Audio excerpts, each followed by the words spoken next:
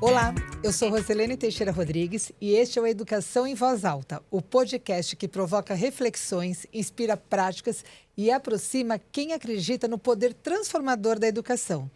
Toda semana recebo convidados que fazem a diferença no cenário educacional para conversas profundas e acessíveis. Se esse tema te inspira, aproveite e já se inscreva no nosso canal do YouTube. Ative o sininho e compartilhe com quem também acredita na educação como força de transformação. Vamos juntos? Porque educar é falar alto e com intenção. Conexões que educam. O que a neurociência e a comunicação revelam sobre a presença emocional. No episódio de hoje, vamos falar sobre o que realmente conecta professores, alunos e famílias. A forma como nos comunicamos. O que a neurociência tem a nos dizer sobre atenção, presença emocional e vínculos?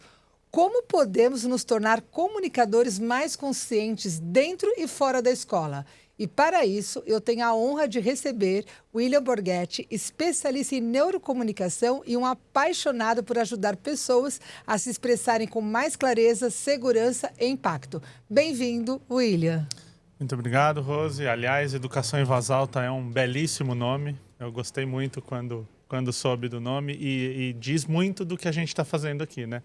A gente precisa usar a educação realmente em voz alta, então obrigado pelo convite. A gente acredita muito no poder transformador que é a educação e a gente precisa falar em voz alta mesmo, porque eu acho que mais do que nunca, né, a gente precisa realmente olhar para o nosso futuro, mas a gente precisa olhar o nosso presente, que são os nossos jovens, nossas crianças, e é por meio da educação que a gente vai conseguir transformar esse futuro. Bom, William, obrigado por você ter aceitado o convite.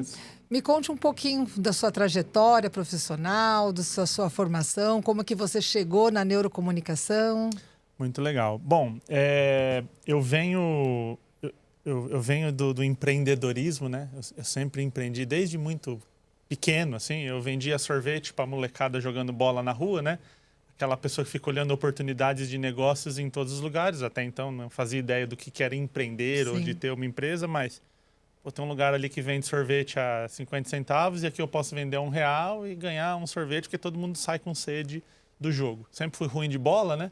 Então ficar sentado na calçada ali tendo essas ideias. E sempre empreendi.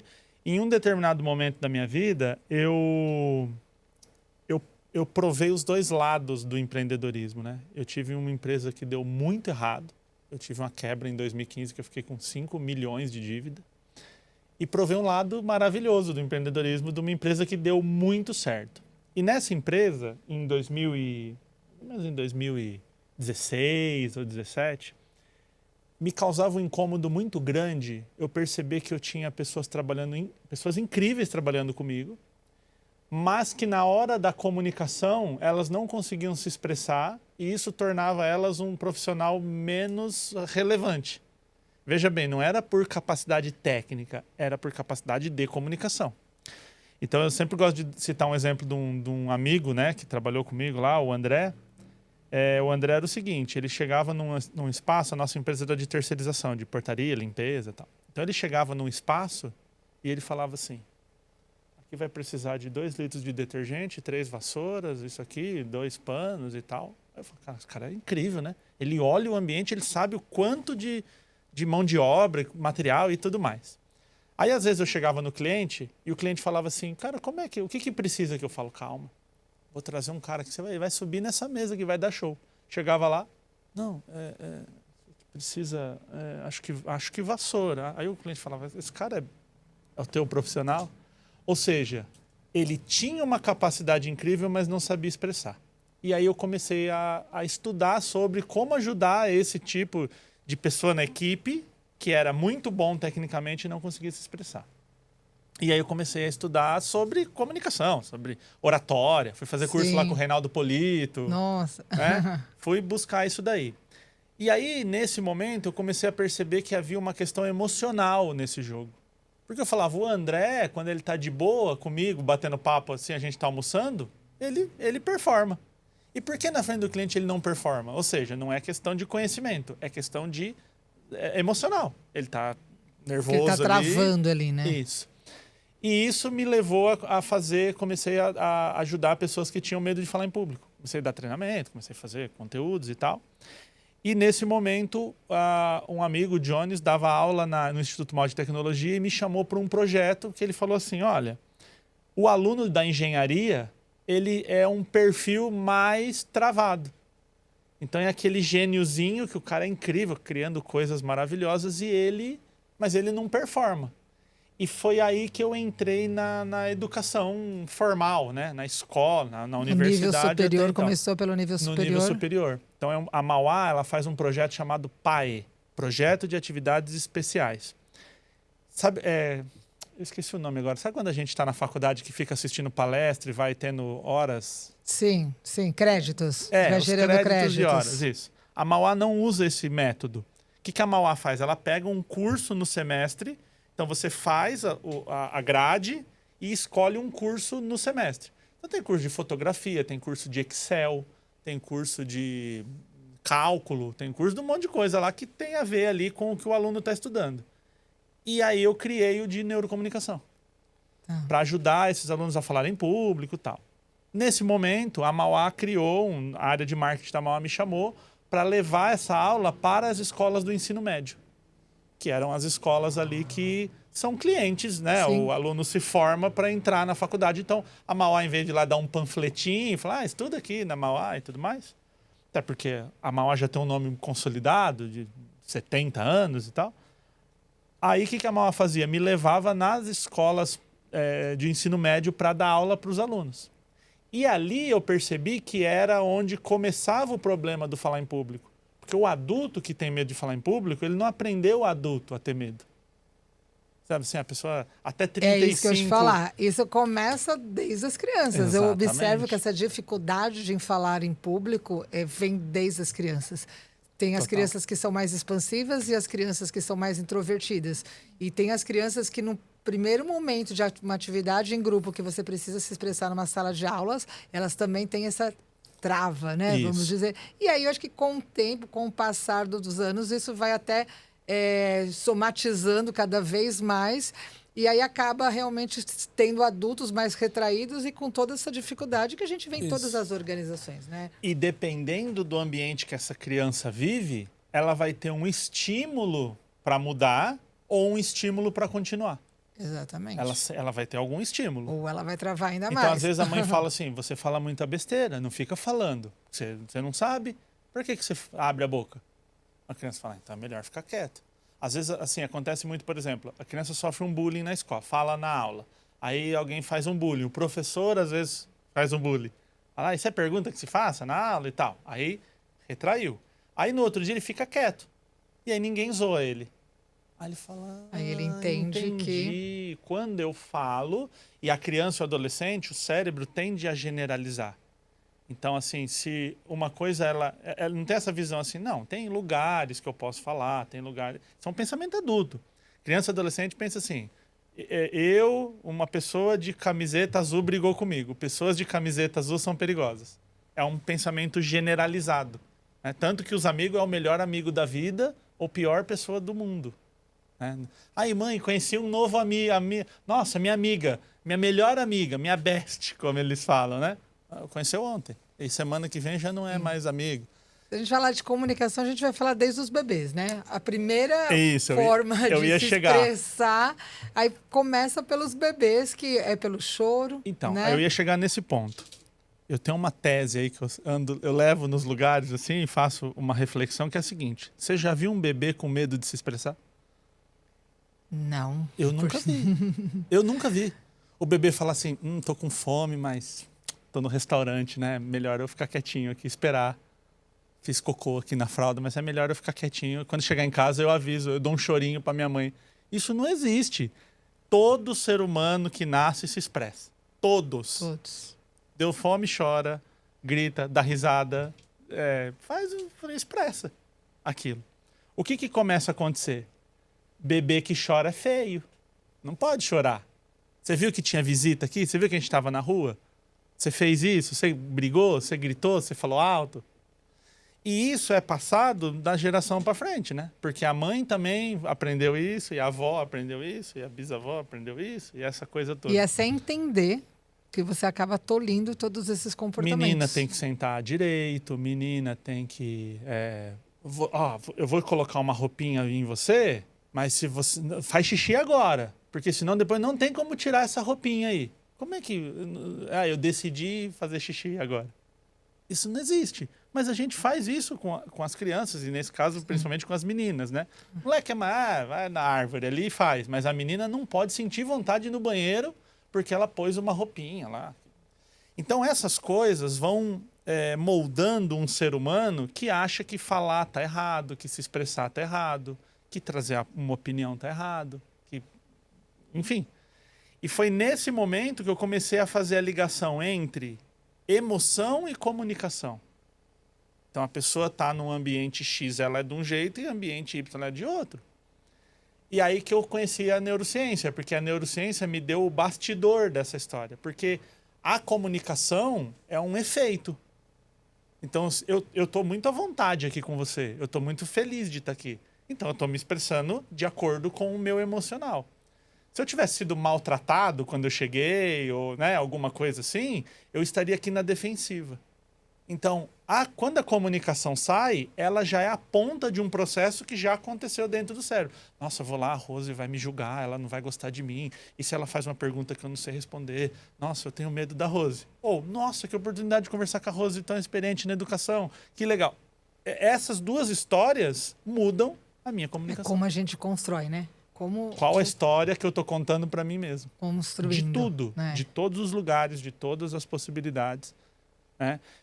E como que você acha assim que quanto sustenta a comunicação é a base de tudo, de todas as relações, inclusive das relações pedagógicas dentro da escola, né? Absolutamente.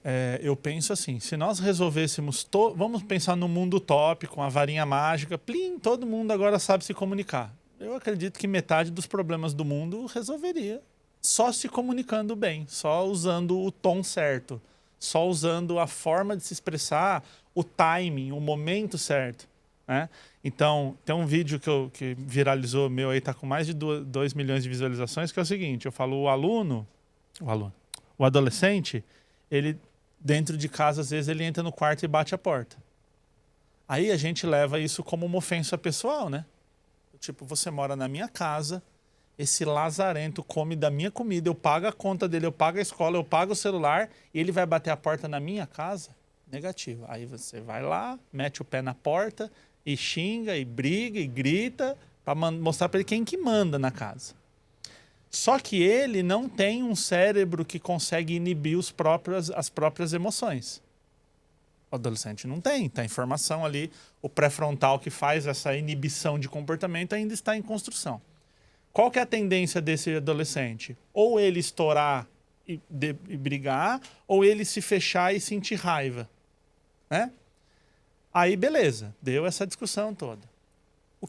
Se você entende de comunicação e de neurocomunicação, o que é inteligente fazer nesse momento?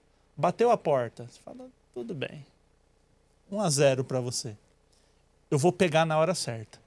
Daqui a algumas horas, ou no dia seguinte, depois de uma noite de sono, o ânimo emocional mudou. A cabeça conseguiu pensar melhor. Essa é a hora que você tem que sentar e educar. Você vai falar nessa hora, conversar com esse racional. Não adianta ficar batendo boca com o adolescente. Não vai dar certo. Discutindo, não adianta. Primeiro, porque você é uma referência, então se você bate boca, mostra que bater boca é um modo de se resolver as coisas. Segundo, quando você bate boca com alguém, você põe ela no teu nível. E não chega a lugar nenhum. Não chega a lugar. É igual eu sempre brinco, né? Eu falo assim, se eu chegar agora e falar assim, Minotauro, vamos pro ringue que eu vou te quebrar na porrada. E ele me pôs no nível dele. Ele pode me bater, ele vai ganhar de mim com muita facilidade. Mas ele me colocou no nível dele, porque ele aceitou o meu desafio. Ele tem que rir de mim. Inclusive, uma vez eu estava numa palestra, quem estava na plateia? O Minotauro. Falei, Minotauro, é só brincadeira, é ciência, é só uma coisa de teste aqui e tal. Entende? Então, quando eu fico batendo boca, eu coloco ali no meu nível. Eu não tenho que bater boca. Quando eu tenho que colocar o limite, eu tenho que colocar o limite. Eu não tenho que ficar discutindo. Só que isso pode ser feito com amor, com carinho, com atenção, com escuta, com entendimento. Eu fui uma vez fazer uma palestra numa escola pública aqui do centro de São Paulo e uma professora, ela estava como professora há 42 anos. Ela tinha mais tempo de escola do que eu de vida. E ela falou assim para mim, eu acabei de entender o porquê que eu tive problema com o aluno ouvindo a tua palestra, porque eu bati a boca com o aluno. Sim, principalmente adolescente. Não tem como, Olha que né? coisa. Só que o adolescente, quando ele vem peitar, você fala, gostei. Como que o cérebro, né, recebe a informação quando ele se sente acolhido? Né? Quando ele se sente, principalmente adolescente, né? A gente está falando aqui bastante de adolescente. Como que o cérebro do adolescente recebe quando ele se sente ouvido e acolhido? Como que é essa informação? Como que isso é processado dentro dele? Muito bom. A gente tem uma área chamada amígdala, que o pessoal às vezes pergunta, eu tirei a amígdala, né, daqui da garganta, Sim. E eu falo, quem tirou a amígdala está com um problema sério, né, a amígdala do cérebro. Tanto que essa aqui agora chama tonsila, não chama mais amígdala, né, o nome técnico. Mudaram, não sabia. Exatamente pela confusão com a amígdala do cérebro, porque a amígdala vem do latim ou grego amêndoa, que parece uma amêndoazinha, né? Então agora chama tonsila, ninguém mais tem amidalite. Agora tem tonsilite, né? Quem está com a garganta inflamada. Mas bem no centro do cérebro existem duas bolinhas chamadas amígdala. Então qual que é o papel da amígdala? Eu gosto de fazer uma analogia assim. Sabe aqueles que fica no teto, aqueles sensores de fumaça? Que ele fica de olho se tem fumaça. Se não tem fumaça, ele está ali. Deixa eu ver se tem fumaça, deixa eu ver. Não tem fumaça, tá tudo bem. Subiu fumaça, ele dá início num processo. Ele vai tocar um alarme, ele vai ligar para o bombeiro, ele vai avisar a central do prédio que tem uma fumaça, vai jogar água, enfim, vai fazer alguma coisa. Enquanto não tem fumaça, ele está lá ativo, mas ele não solta o sinal. Então, a amígdala do cérebro faz a mesma coisa. Então, nesse momento, a amígdala do meu cérebro leu este ambiente aqui e ele me diz assim, Rosé é bastante gentil, né? A conversa é legal. Pô, o pessoal da técnica ali, bacana. Tô numa sala confortável. Não tem um bicho aqui dentro. Não tô ouvindo, não tem uma bomba, não tem nada acontecendo. Tá um silêncio bacana. Então, minha amígdala leu esse ambiente e ela tá assim, ó. Tá tudo bem. Isso permite com que eu raciocine. Se essa sala começa a pegar fogo, o meu cérebro, ele diminui a minha capacidade de raciocínio e liga a amígdala. Porque não é inteligente ficar raciocinando na hora do incêndio. Sim. Fala assim, nossa, este fogo, ele tem uma combustão A ou B? Morreu no incêndio. Né? Então, a amígdala faz esse processo. Então, quanto mais a amígdala está ativa, menos racionalidade ou consciência. Essas palavras são complexas na neurociência, mas para quem está assistindo nos entender. Então, eu consigo raciocinar menos. Está tranquilo esse entendimento, né? Então, quando eu chego para um adolescente e grito, e ofendo, ameaço, a primeira coisa que ele faz é acionar o sistema de defesa dele. Que a neurociência chama de sistema de luta ou fuga. Ou você briga, ou você sai correndo.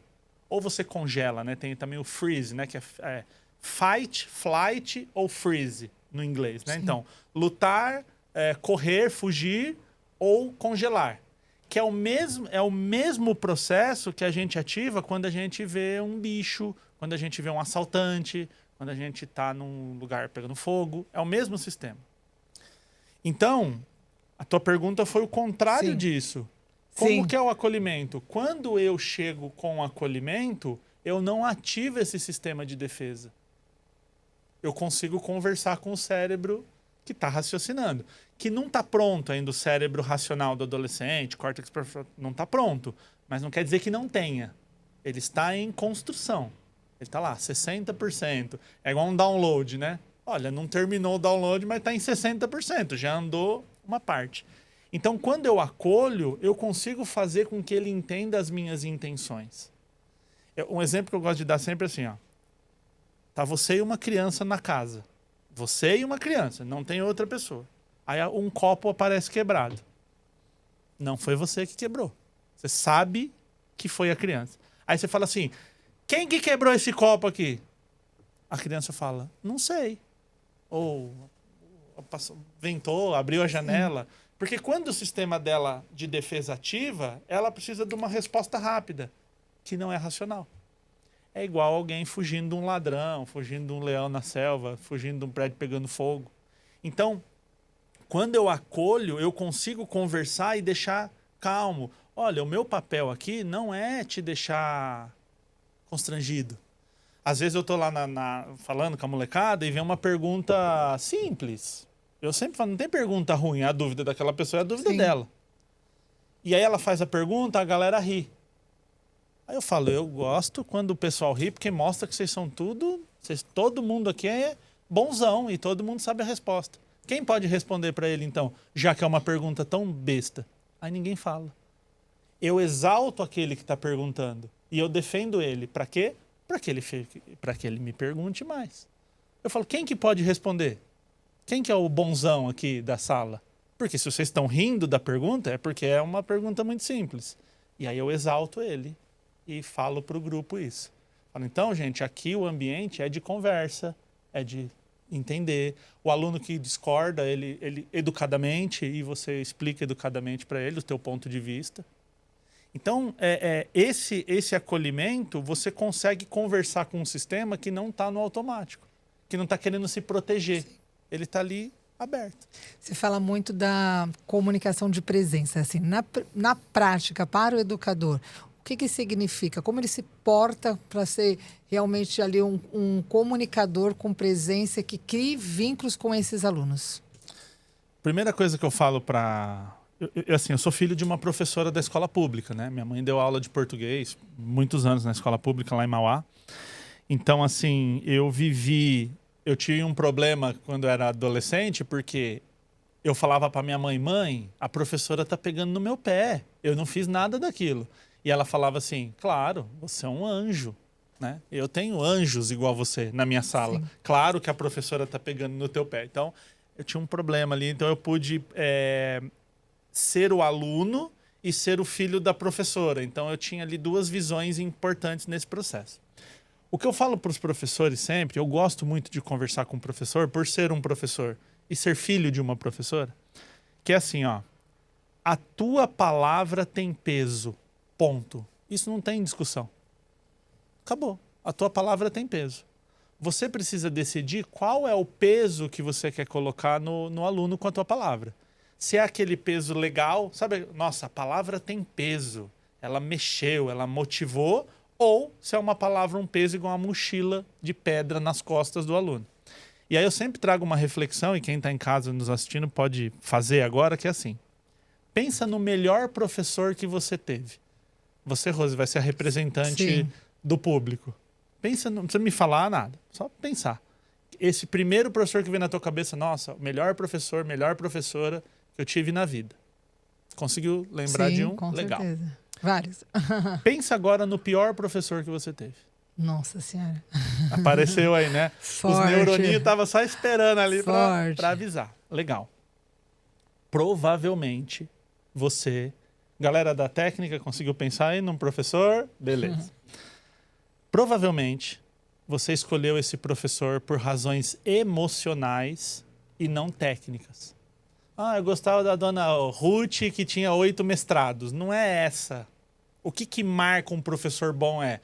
Dona Bernadette pegava na minha mãozinha e fazia letrinha. A professora que me ouvia, a professora que quando eu tinha um problema eu podia contar. E o professor que é eleito pior, normalmente ele me ofendia na frente de todo mundo, ele gritava, ele não tinha paciência. Foi isso? Foi, com certeza. Uma eleição. Com certeza. Então você vê o impacto E mandava fazer cópia ainda. Pois se você abrisse a boca, se você falasse alguma coisa, ele falava assim, papá, cópia. Então qualquer um da sala, ficava todo mundo esperando quem ia levar o papá, cópia. Isso tinha que ser 10 páginas. Qual idade você tinha? 12 anos de idade. 12 anos. Então, olha e ele era conhecido e famoso na escola por ser assim. Então, e estava tudo certo naquela época, né? Exato. Agora você pensa assim, Rose. A Rose, uma mulher adulta, formada, mãe de 3 meninas, né? 3 meninas. Mãe de 3 meninas, uma profissional bem-sucedida, assim, uma mulher formada. ainda tem lembranças da Rose de 12 anos que um professor era ignorante, vamos chamar, né? Autoritário. Entende como isso impacta na nossa vida como um todo?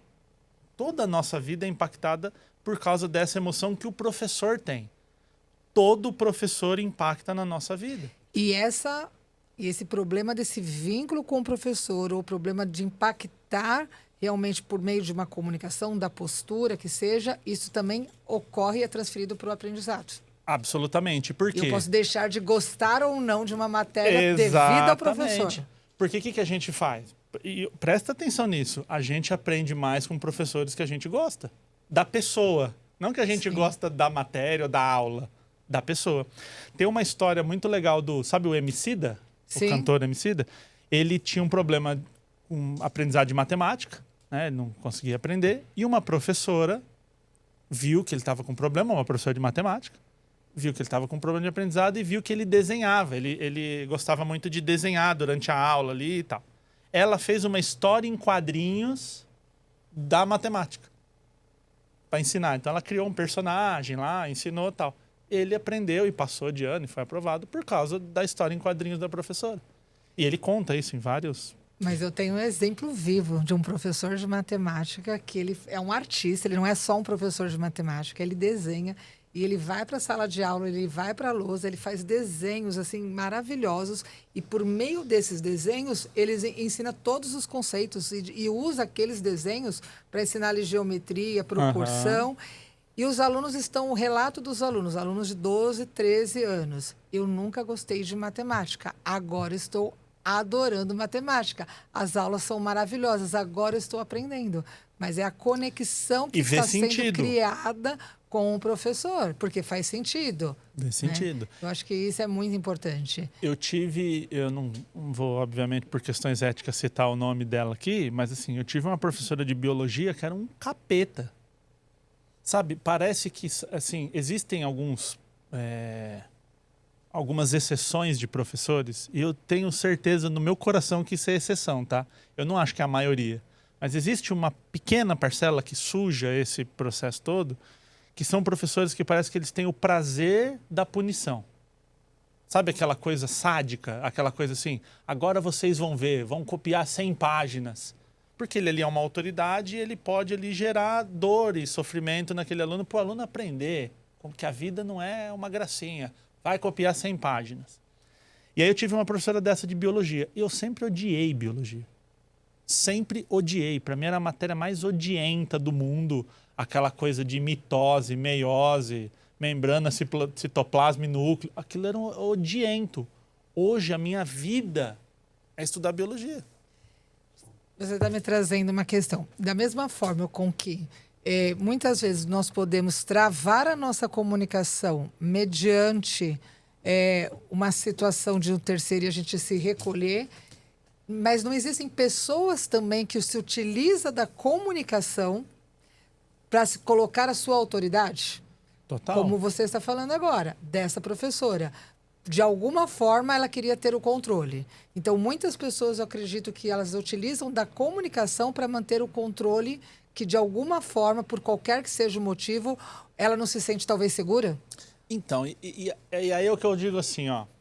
Quando eu começo a dar aula, eu pego uma turma, a turma começou, né? O primeiro dia eu falo, hoje a gente vai conversar para vocês entenderem a metodologia que eu uso. Hoje é só bate-papo, a gente quer trocar ideia, eu quero entender de vocês, o que vocês esperam e tal. E eu falo assim para eles, ó, eu tenho advertência, eu tenho suspensão, eu posso te mandar para a diretoria, eu posso mandar um recado para os seus pais, para o seu pai, para sua mãe, posso te tirar da sala, eu tenho essas ferramentas, está tudo aqui na minha caixinha de ferramenta. Eu nunca usei e espero não ter que usar. Eu tenho elas aqui, mas eu não quero usar. Se você arrumar um problema comigo, quem vai resolver o teu problema comigo é você, eu não vou chamar tua mãe. Sabe quem vai chamar tua mãe? Você. Porque, veja bem, é um desafio. Eu quero pegar ele onde o fígado dele torce. Eu falo, sabe por quê? Porque quando convém, você quer ser criança. Porque você tá no primeiro ano do médio, no segundo, você quer ser adulto, não quer? Não, porque eu já sou grande e tal, não me chama de criança, muito bem. Aí a hora que você arruma um problema, você vai lá contar pra tua mamãe, pra ela vir aqui na escola resolver comigo. O que eu acho maravilhoso, tá? Adoro. Tragam todas as mães e todos os pais aqui. Eu adoro conversar com eles, porque eu falo de orgasmo, cocaína, problema, luta, briga, suicídio. Eu falo disso na sala de aula. E às vezes o aluno fala isso em casa, o pai fala, o que que tá... Meu Deus, quem é esse professor? Dei aula na escola católica, fala, o que que estão ensinando? Mas quando ele vem e entende, eu falo assim, eu falo de cocaína pro teu filho, assim, para falar para ele a desgraça que é aquilo ali, que se ele cair naquilo ali, ele dificilmente vai ter volta. Aí o pai entende o conceito do porquê que eu tô falando. Então, quando a gente opta por vamos gerar uma conexão e vai ser uma aula legal aqui, beleza. Tanto que assim, eu, William, professor, não gosto de dar prova. Eu falo para o aluno, professor, você não aprendeu, o problema é seu. Você não tem que provar para mim que você aprendeu. Você tem que provar para a vida. Você fala assim, nossa, estão oferecendo drogas ali, vou usar, porque eu sou legal. Então tá bom, então você não aprendeu nada do que eu falei. Agora, se você se deparar e falar assim, pô, o professor me falou como era isso aqui. Pô, tomei um negocinho ali e me senti bem. Porque a bebida, a maconha, o álcool, a cocaína, tudo isso faz se sentir bem. Pornografia, jogo, tudo isso é legal. Então o que eu falo para o aluno? Você vai provar e vai se sentir bem. É nesse momento que você viciou. Sim, porque é um prazer momentâneo, lógico, né? E depois você quer é de novo, ruim. de novo, de É novo. ruim, né? não é ruim. Ruim é carpir terreno no sol. Já viu alguém viciar Sim. em carpir terreno no sol? Ninguém vicia nisso. Então, quando você troca essa ideia muito clara, e assim, ó, dificilmente na tua vida você vai encontrar um professor que te respeita mais do que eu. Dificilmente. Só que eu exijo na mesma métrica respeito. Que dicas que você daria para um professor que está iniciando agora? Para que ele consiga... Eu vou dar uma dica que parece tão besta e banal, mas assim... Porque eu sinto que muitos alunos, às vezes, pensam, nem querem traçar a carreira de licenciatura, de ser professor, pelo medo e por tudo que eles presenciam. Exatamente. Então, a gente precisa, assim, mostrar que ser professor é muito bom. Mas professor vale a pena. Então, quais são as dicas principais ali, assim? Professor, pode vir ser professor. Se você usar... A gente não tem receita, lógico. Mas se você utilizar dessas estratégias, você vai conseguir criar uma conexão melhor com os seus alunos. Antes de responder a tua pergunta, eu vou abrir um parênteses para falar sobre isso. Você falou do aluno não querer ser professor, para me embasar no que eu vou falar para o professor. Se você juntar 10 crianças de 5, 6 anos, assim, botar assim num ambiente e falar assim, a gente vai brincar de profissões. Cada um vai escolher uma profissão. Você pode perceber. Todo mundo escolhe uma profissão, a criança escolhe uma profissão que serve.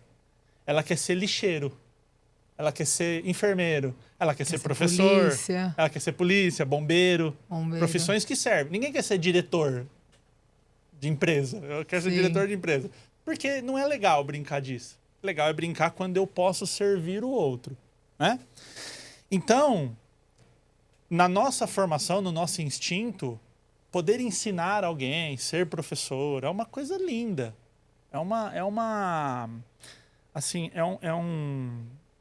Como que é a palavra? É uma vocação. E que fique claro que toda vez que eu falo vocação, aí vem o professor e fala assim, não é vocação porque tem que ganhar pouco. Eu falo, tem que ganhar 10 milhões por dia e mesmo assim precisa de vocação. Precisa. Se alguém me chamar agora e falar assim, William, você vai ser bombeiro hoje. Você vai ganhar R$1 milhão por mês. Eu falo, não quero. Eu não tenho vocação de entrar num prédio pegando fogo, de cortar um carro com gente lá amassada. Eu não tenho essa vocação. Eu tenho vocação para ser professor. Então, precisa ganhar, precisa melhorar a condição do professor, precisa tudo isso, porém, precisa ter vocação. Dar aula é uma vocação. Vocação é uma palavra que vem do latim vocare, que quer dizer chamado. Você precisa ter o chamado. Dar aula não é para todo mundo. Não é uma coisa assim, sobrou, não tinha o que fazer. Pedagogia era o curso mais barato, eu fui lá, fiz e agora eu vou dar aula. Não é. É vocacional. Qual que é a dica para o professor? Principalmente o professor que está começando. Escute o que o aluno está falando. Gente, é o seguinte, eu tenho que dar aula de geografia. Não tem outro jeito. Não tem como a gente escapar. Tá posto isso. Só que eu quero proporcionar a melhor aula para você. Como é que a gente pode fazer? O que vocês acham importante? Sabe o que os alunos me pedem quando eu falo isso? Professor, a aula pode ser no pátio?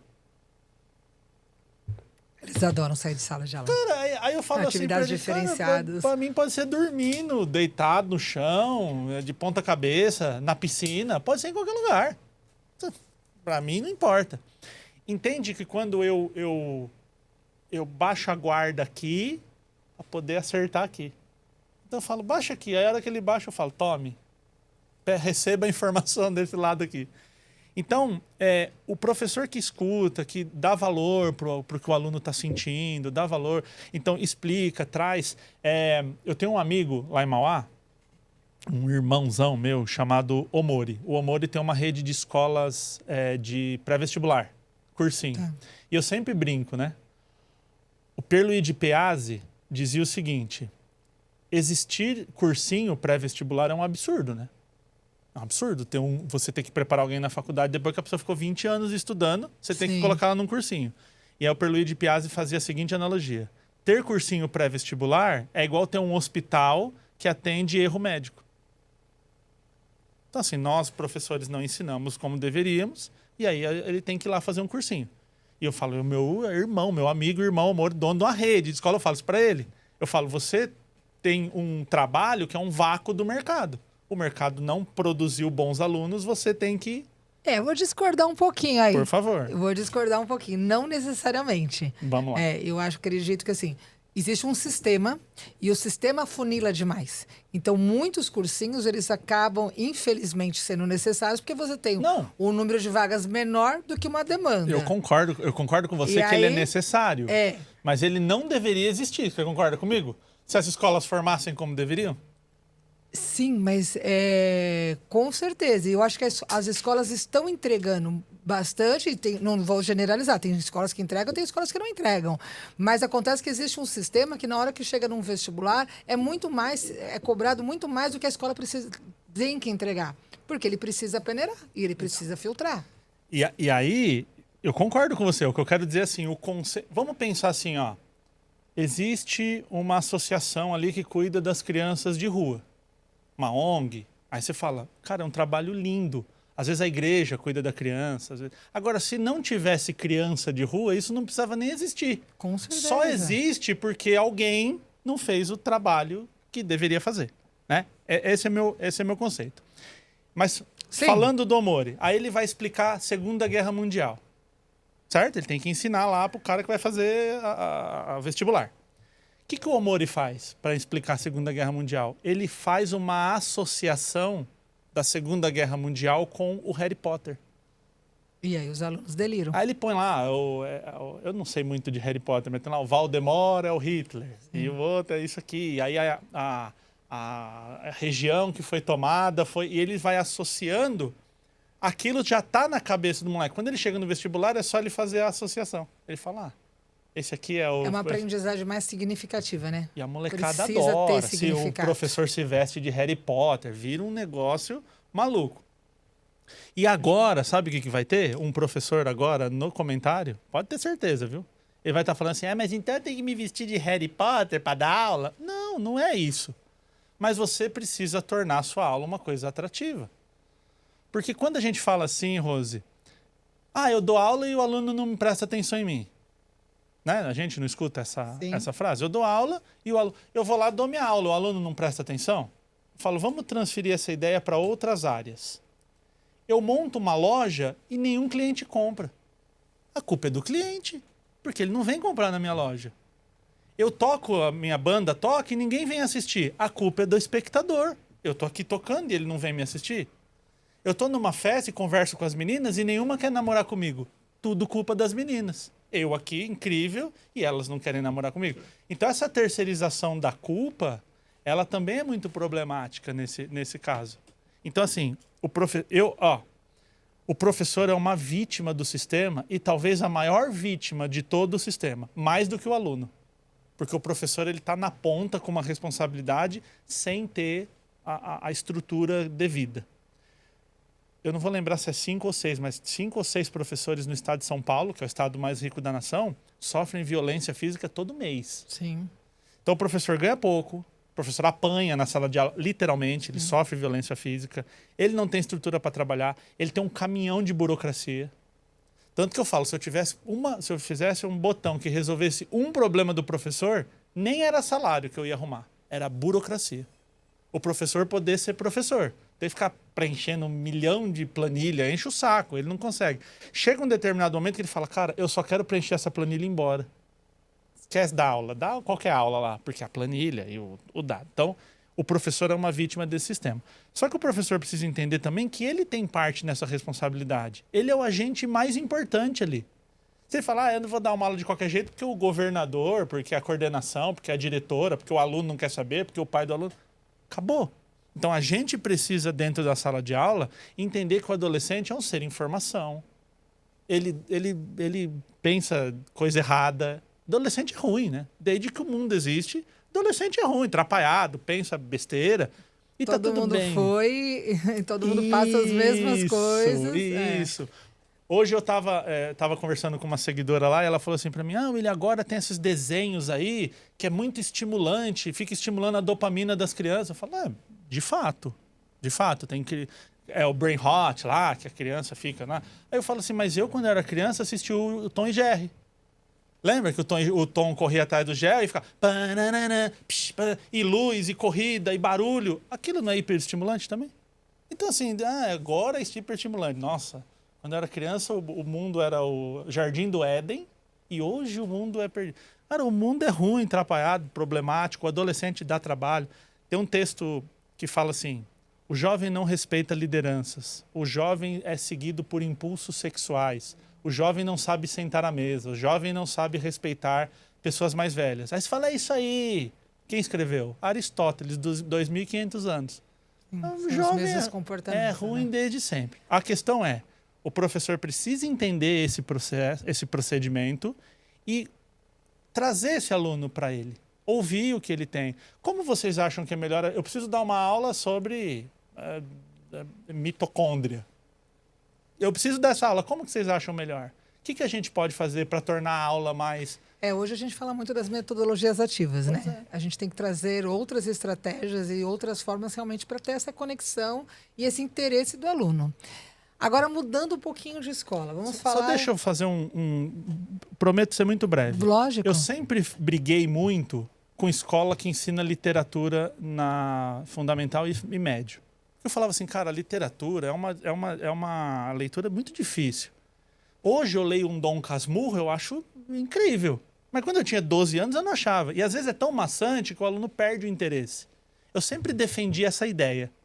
Não é. Aí um dia eu fui numa escola... Colégio Batista Mineiro, vou até dar o nome aqui porque foi maravilhoso o que eles fizeram. E falei essa ideia. Aí o coordenador e a diretora começaram a rir. Aí eles falaram assim, não sabe que a gente tá fazendo um trabalho com o Dom Casmurro. Eu falei, nossa, dei o pior exemplo que eu podia dar, né?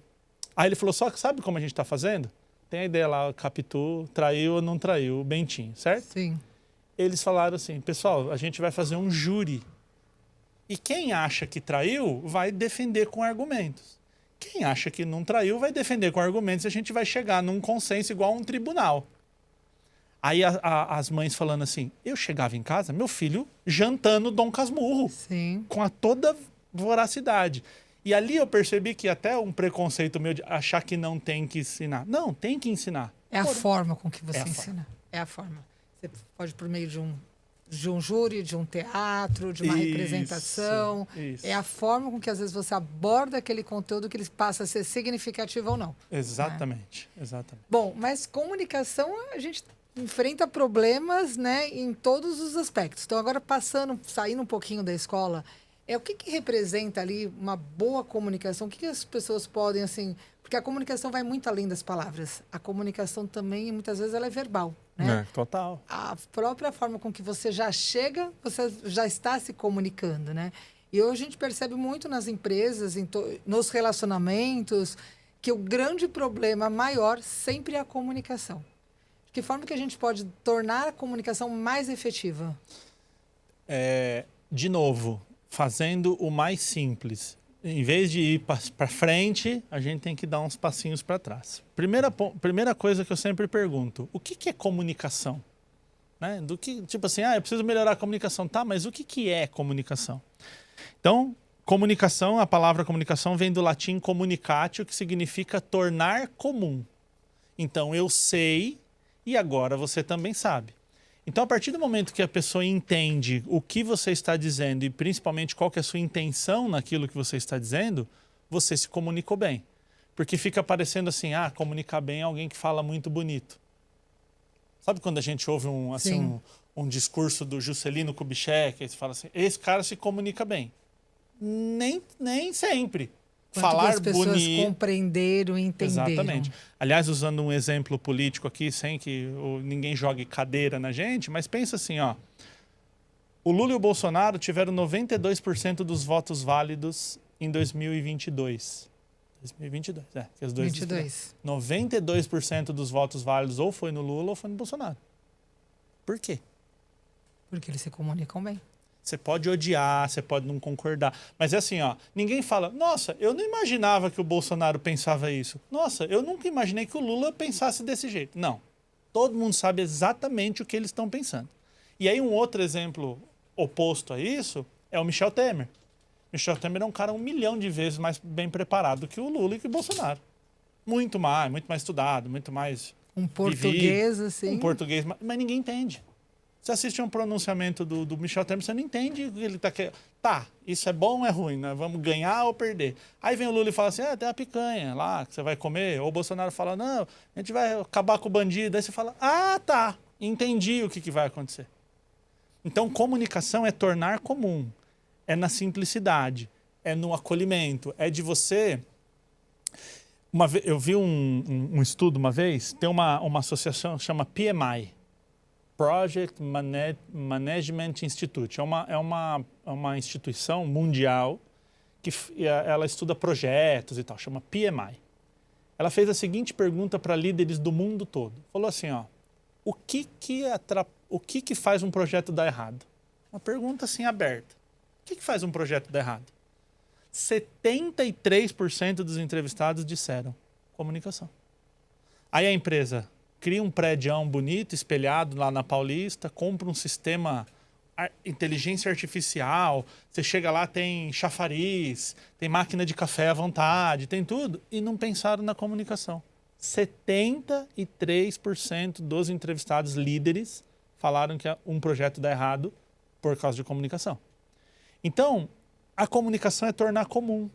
É você pensar o seguinte, será que o nível do que eu estou falando, a ideia que eu estou tentando trazer é óbvia para a Rose que eu estou falando agora? Será que é óbvia para quem está assistindo? Será que todo mundo está alinhado na mesma ideia? Ou eu tenho que dar um passinho para trás, explicar um contexto e aí eu aplicar a minha ideia? E aí, por exemplo, tem um projeto que eu faço nas empresas que é assim, áreas que não conseguem se comunicar. Então você mandou um projeto para mim, eu mandei para você. Aí eu mandei para você, eu não mandei o cadastro do cliente, aí você não consegue emitir a cobrança para o cliente. Aí, Rose, por que você não cobrou o cliente? O William me mandou o cadastro faltando a informação, e aí fica aqui batendo cabeça. Tem um projeto que eu faço que é o seguinte, eu junto equipes, e aí eu falo, vocês vão formar dupla, mas a única exigência da dupla não pode ser alguém da tua área. Certo? Você vai ter que fazer com a área vizinha. Então, se você é do financeiro, você tem que fazer com o comercial faz com o RH, e o RH faz com vendas, e vocês têm que montar dupla com alguém que não é da tua área. E aí a gente faz assim, agora você vai fazer um trabalho, a gente vai fazer um treinamento de escuta. Você vai escutar. E escutar é diferente de ouvir, né? Ouvir, eu ouço isso aqui. Escutar é ouvir e prestar atenção, saber, definir, isso é uma palma, isso é um carro, isso é um barulho que está acontecendo, é uma pessoa falando, né? É uma intenção ali. Então você vai fazer o seguinte, você vai conversar 10 minutos com essa pessoa, onde você só vai escutar. Você vai fazer perguntas, do tipo, Rose, o que você faz quando você não está atuando na educação? Escuta, acabou, não fala mais nada. Eu vou escutar. Eu vou entender todo o contexto e tudo que você faz no teu trabalho. Depois a gente pega essas informações que são anotadas e a gente lê lá na frente, faz uma dinâmica ali para brincar com o pessoal. O que é muito interessante? A pessoa vai lá e fala assim, eu no final sempre pergunto, o que você aprendeu hoje? Ele falou assim, eu não fazia ideia que a menina do RH eu tinha que mandar para ela tal coisa, porque para mim era óbvio, né? Eu que sou apertador de parafuso, é óbvio que o parafuso você coloca 32 quilos de pressão. Isso qualquer um sabe. Não, a menina do RH não sabe. A menina de compras não sabe. O cara que compra o parafuso, às vezes ele não sabe que é 32 quilos de aperto. O que para quem aperta parafuso é muito óbvio. Então talvez essa ideia de você já achar que o outro sabe e a partir dali eu vou falar, e isso na conversa com o adolescente acontece muito. Sim. Ele não sabe que tem que pagar conta de luz? Não, ele não sabe. Porque você não ensinou ele. Se você ensinar, talvez agora ele saiba. Então essa ideia prévia de que você sabe já, e aí eu vou partir de um local que como você já sabe, a gente acaba estragando toda... Você estava falando da simplicidade da linguagem, né? Você acabou falando de políticas, não quero ser polêmica, mas vou falar de religião. Uhum. Que acontece também muito, né? Infelizmente, aí algumas igrejas, né, principalmente as católicas, elas tiveram, algumas hoje, graças a Deus não, mas alguns padres têm um discurso que não atinge os seus fiéis. Não, a igreja... E eles não entendem. As pessoas vão à missa, mas elas não entendem o que foi conversado, o que foi dito ali, qual que foi o sermão ali do dia. Isso. E outras igrejas estão ganhando muitos, né, adeptos por uma linguagem mais clara, mais acessível, mais fácil. E, inclusive, às vezes a gente vê padres que conseguem fazer o oposto disso e conectar com coisas do mundo real e do mundo atual, e aí estoura Sim. a mensagem na internet. Sim. Até quem não é católico, você olha assim, eu não sou católico, e eu vejo aquilo, eu falo, pô, padre bacana, que ideia legal. É na simplicidade da fala que você atinge o outro. Eu tô de cabeça aqui sem consultar nada, mas assim, eu acho que até 1960 se rezava missa em latim. A lei, não sei se chama lei, né? A lei da igreja, assim, era que as missas fossem rezadas em latim. Quem que sabe latim, gente? Em 1960, ninguém sabia do mesmo jeito que não sabe hoje. A questão é essa da conexão, é o tornar comum. Então, quando eu ponho uma coisa muito inatingível, muito alta, e o outro não entende, a pessoa vai ficar ali, beleza, não vou brigar com o padre. E a questão também desse problema de comunicação, principalmente entre setores, entre áreas, entre empresas e entre relacionamentos, também vão gerando muitos desgastes emocionais. Crises de ansiedade. Que é o tal do eu falo e tudo não me está entende. relacionado. Você acredita também que as coisas também estão muito relacionadas por essa forma de como eu entendi a mensagem que o outro me passou. Não necessariamente o outro me passou aquilo, mas é como eu me sinto, né? Exatamente. Você quer ver um exemplo atual que acontece muito isso? A gente vai tomar um café juntos, tá? Aí você tá lá me esperando e eu tô atrasado. Aí você manda assim, o William tá atrasado, né? Deixa eu ver onde ele tá. Oi, William, tudo bem? Onde você tá? Toda gentil, feliz. Aí eu tô no trânsito, bravo, que o trânsito não anda, tem um animal na minha frente aqui. E aí eu olho assim, Rose, e aí, onde você tá? Eu falo, Rose também, não fica enchendo o meu saco aqui, eu tô no trânsito. Entende? Esse é um problema nítido de comunicação que todo mundo tem. Por quê? A comunicação escrita, ela tem que ser ainda melhor falada, ela tem que deixar ainda mais claro o que a gente está querendo dizer, o que eu quero tornar comum, qual que é a minha intenção. Por quê? A comunicação escrita ainda não tem o tom de voz. Uma coisa eu falo assim, você está chegando? E uma coisa é, você está chegando? O tom de voz, ele te direciona para onde você está indo. A comunicação escrita não tem. O que a gente usa de recurso para melhorar isso? Emoji. Sim. Aí você manda assim, você está chegando?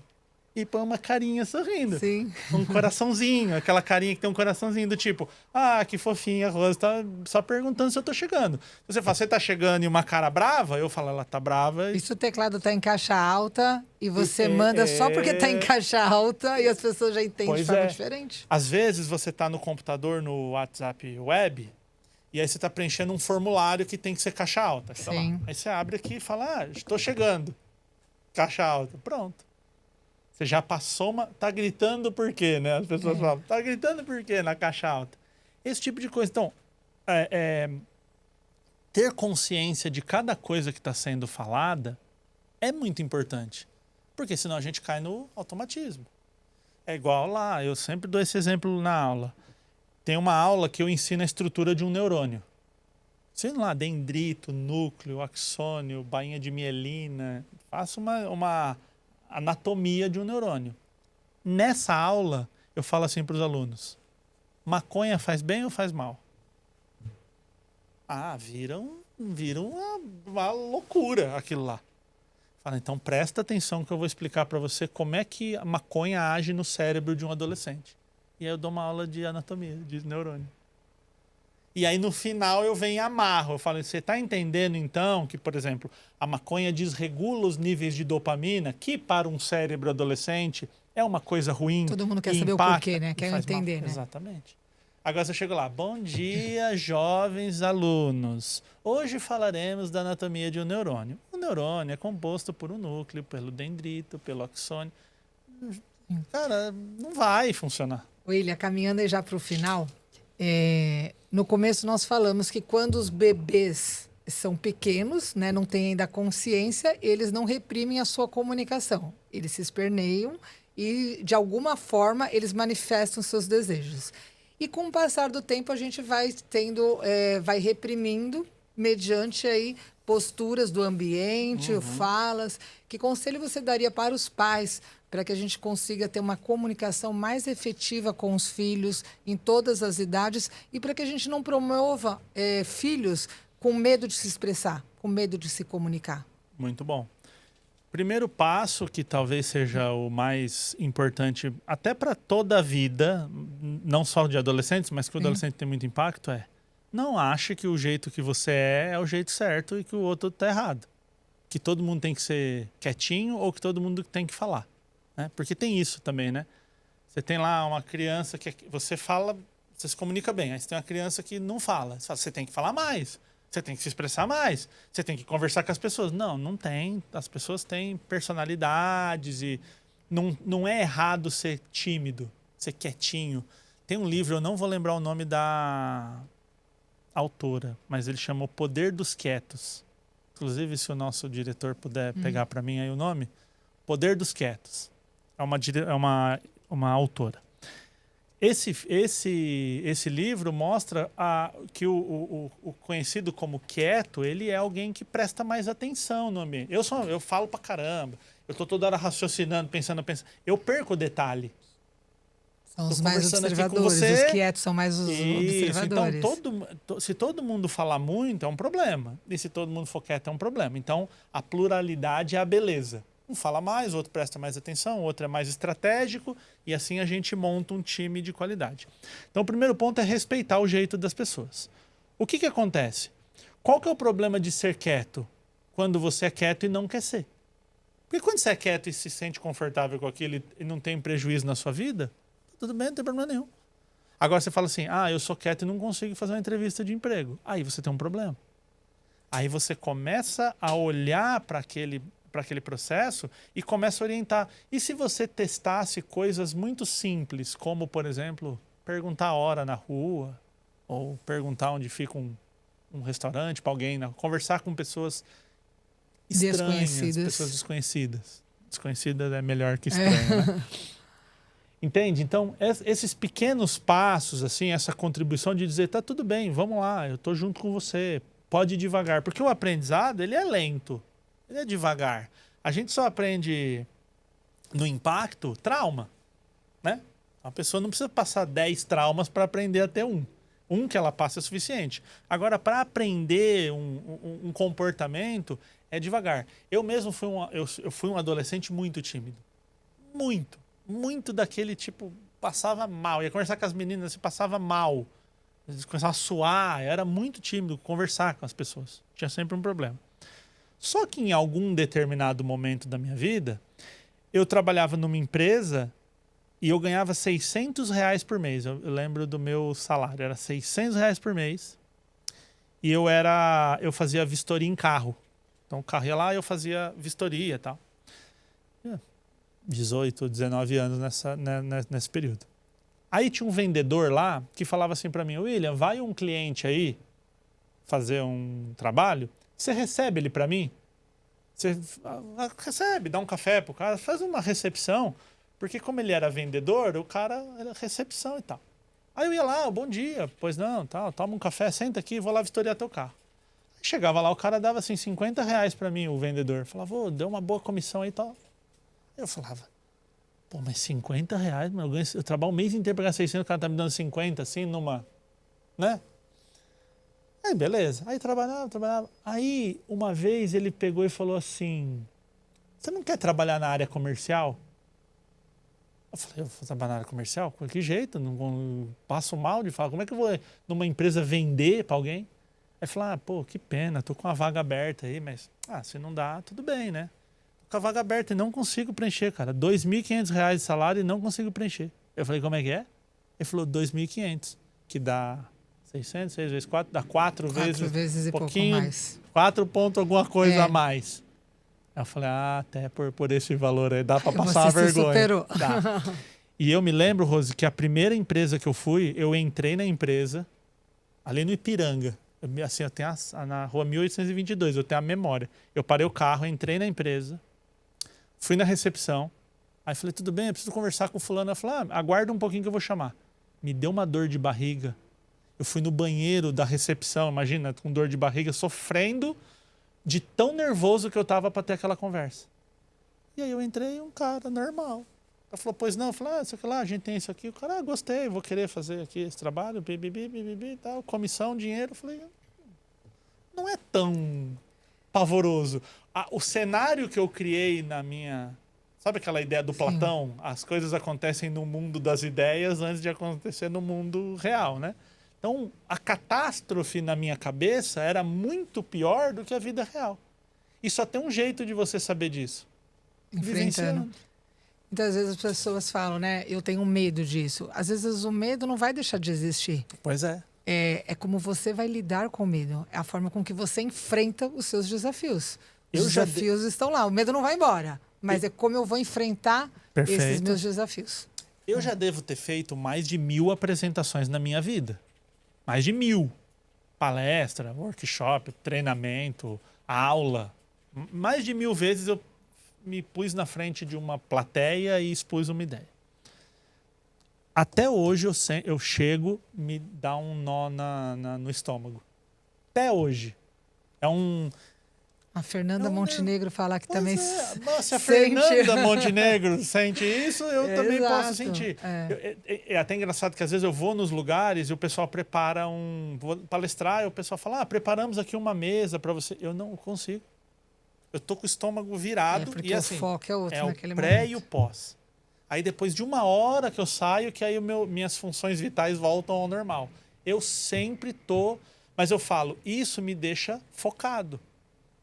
Porque se eu também falar assim, vou ali falar para 100 professores lá, falar de qualquer jeito. Acabou, eu posso arrumar outra profissão para fazer. Eu tenho que estar, não é nem ansioso, mas estar na expectativa daquilo. Até para você entregar uma coisa de qualidade. Eu vou no podcast, eu vou sentar com a Rose lá. Eu tô no meu nível de nervosismo ali, de controlado, legal, bacana, uma coisa de foco. Eu não tô assim, tá bom, senta ali, falo qualquer bobeira para a Rose, tá bom. Não. Eu tô ali antes, concentrado. Tanto que se você me oferecer uma comida agora, meu estômago não está pronto para receber.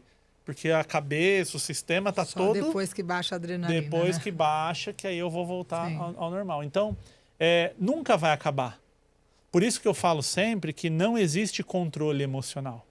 Existe gerenciamento.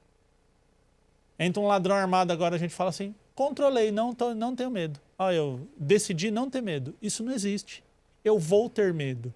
Agora, eu penso assim, eu tenho medo. É saudável, inclusive, ter medo de um bandido armado. O que eu posso fazer nesse caso? Bom, não fazer movimento brusco é inteligente. Não gritar com o ladrão é inteligente. Então, eu vou falar baixo, eu vou cumprir as determinações ali do ladrão. Entende que você não está controlando a tua... E nem garante, mesmo assim, não garante sucesso. Não, porque na hora... Mas você entende que você não está controlando, mas você está gerenciando. Sim. Então, quando eu vou lá falar em público, dá um nervosismo, dá um medo. pô, é uma plateia nova, o que essas pessoas pensam? E como eu faço palestra no Brasil inteiro, a cultura do local, o comportamento, você vai fazer no extremo sul, no extremo norte, é diferente. O Brasil é muito extenso culturalmente. Então, como é que aquelas pessoas vão reagir? Você entra com a piadinha ali, não funciona, ninguém ri. Você fala, caramba, peraí, deixa eu trazer pro lado de cá. Aí você vai encontrando caminhos ali para aquilo. Agora, se eu falo, fiz uma piada, ninguém riu. E agora? Eu não estou gerenciando e estou tentando. Não fica nervoso, para com isso. Não dá. Emoção foi feita para sentir. É igual quando a gente está alegre. Não quero ficar alegre mais. Estou alegre, não quero mais ficar alegre. Não existe não ficar alegre. Nojo é uma emoção, né? Lá, inclusive, no Divertidamente, tem o nojinho. Sim. Você abre uma comida, cheira, a comida está estragada, você fala, não vou sentir mal. Não vou, eu controlo. Olha eu controlando aqui minha emoção de nojo. Não existe. Não tem como. Mano, cheirou o negócio, já dá uma sensação ruim. Então a gente precisa primeiro entender que não há controle disso. O teu sistema faz isso sozinho. Não quero que o meu coração bata agora. Para de bater agora. Tô segurando. Não tem como. É um sistema autônomo. Porém, eu posso fazer um gerenciamento disso. Quando acontece, eu falo, tá, já entendi que eu estou nervoso, já entendi que eu estou triste, já entendi que eu estou com medo. O que eu posso fazer agora? Qual é a melhor estratégia? E aí você põe córtex para funcionar e ele vai inibindo esse funcionamento emocional. Mas é só tendo consciência que não dá para controlar. Se achar que vai controlar o medo, não vai. Sim, é enfrentá-lo, né? William, muito, muito obrigado por toda essa contribuição, né? Acho que foi um bate-papo super gostoso. Se deixar, a gente fica aqui horas falando. E tem muitos outros assuntos, quem sabe em outros episódios. A versão 2. Diretor, grava esse convite aí, hein? Pra gente não perder. Eu quero agradecer e realmente, porque acho que comunicação é algo tão importante na vida de todo mundo.